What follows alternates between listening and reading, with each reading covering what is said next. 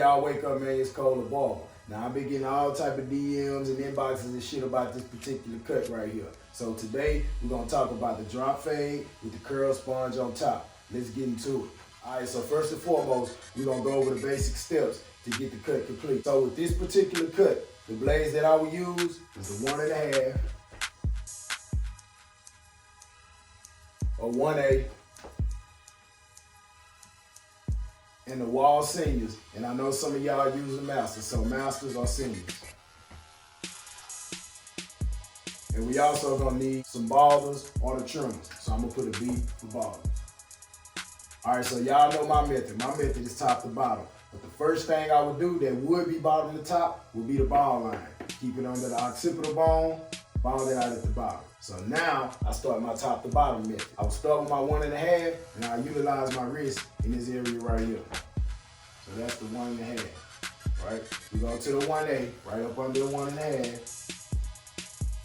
Go open halfway close with your masters or your seniors. So, M or S. And of course, you already have your ball line right here. So a B for the ball line. Then I will take my wall seniors and I will kind of knock the little wild hairs around there, hit it with the curl sponge, cut done. So, now that we got the cut done, the problem I'm seeing most barbers have is in this area right here. This area contains the most bulk. Now the transition, dark and curly on top to the 1.5 in this area is very, very difficult. Reason being, there is no guard to match the length of the top of the hair. This is an unknown length, therefore, this is an unknown length. But as you can see, I used the 1.5 in this area. If you look at the blades I use for this process, there is no blade bigger than a 1.5, even though the top is so high. That's because I utilize my wrist in this area right here. Most people use a clip over comb, and I'm with that. Or you utilize your wrist in this area. The 1.5 is able to blend into any length on top if you use your wrist correctly. You pretty much creating a guard or a blade to match the length of the hair in this area. So let me explain something to y'all right quick. Everything under the 1.5 is considered a small blade. The 1 is considered a small blade or small guard. The masters or your seniors is considered small blades, right? The 1.5 is considered a big blade. And any blade or guard bigger than the 1.5 is considered a big blade. Now with big blades, you blend. Small blades, you fade. It's the difference between fade and blending. A fade is pretty much going down or up in levels, right? That's what you're doing with the 1/8, the masters and seniors, and the ballers. You're going down levels. Now blending is creating the illusion of fade. So with the 1.5 in this area right here, with the unknown length, you are creating an illusion.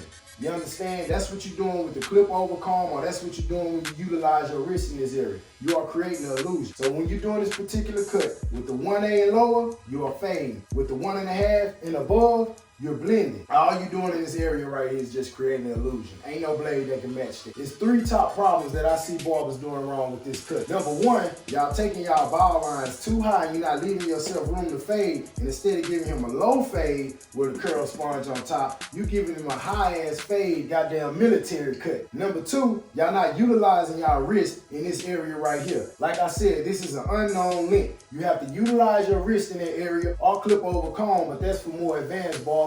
But if you know how to do clip over comb, you're not using it right in this area right here. Number 3, y'all popping big guards and big blades, and that creates a line in this area of the cut. And this is a very critical area of the cut, because if you go past this brook with any type of blending, it's considered a high fade. So what you gotta know is you pop small blades or guards for a fade, and you glide big guards or blades for a blend. Pop small blades or guard and glide big blades or guard. See, you gotta be able to glide in this area right here. Like I said, it's an unknown length. I can't stress that enough. Now, I'm gonna go down to the bottom and show y'all something right quick. This is the front of the client, right? These are your bulk areas right here. Y'all popping y'all 1.5 or whatever guard or blade you use in this area, and you going in like this. That is incorrect. When you pop in a big guard, you're gonna create a line. You're gonna need a man with a goddamn chili bowl. The proper way to go about this is glide. You understand? Utilize your wrist. Glide. You blending a 1/8 and a 1.5 into an unknown length. You need to glide to create the illusion that is fade. Incorrect, correct. Make sure that you're utilizing your wrist in this area right here. This determines how your whole cut come out. I understand that this is a difficult cut, because you blend it from dark on top and you fade all the way down the bottom. And remember, the 1 L smaller, you fade. 1.5 or bigger, you're blending. You creating an illusion. Blend, fade.